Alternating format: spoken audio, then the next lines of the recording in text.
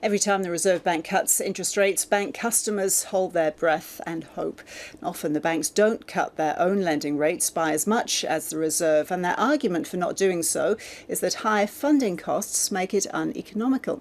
But new research by the Australia Institute says the bank's funding costs have been pretty well flat over the last couple of years, and the study is released just after Australia's big banks have again announced healthy profits. Deniss is the Institute's Executive Director. Well, that's right. If we look at the publicly available APRA data, and we look at the total amount the big banks spent on interest, and we look at the total amount that their total assets, we see that if anything, their costs have fallen slightly, but certainly haven't risen.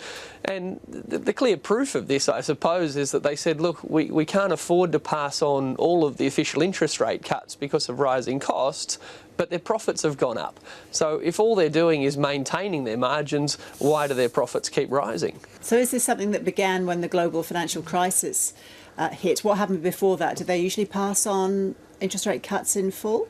That's right. I mean, before the GFC, the banks were in much fiercer competition with the smaller banks and the credit unions and the building societies. Unfortunately, the GFC was actually harder on the smaller institutions than it was on the bigger ones, and the big four banks are now profiting from that change. So, if anything, the GFC has been a boon for the big banks in Australia, and we estimate that they're now making around $1,000 in profit for every man, woman and child in Australia. And is it possible to tell how much of that profit comes from hanging on to money that they could have passed on?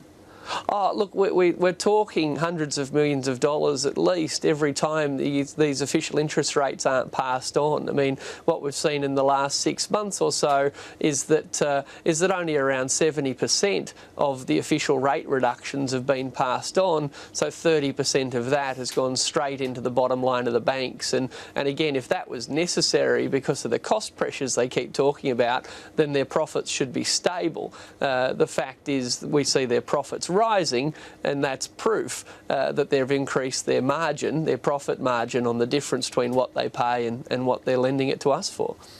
Deniss, thank you. Thank you.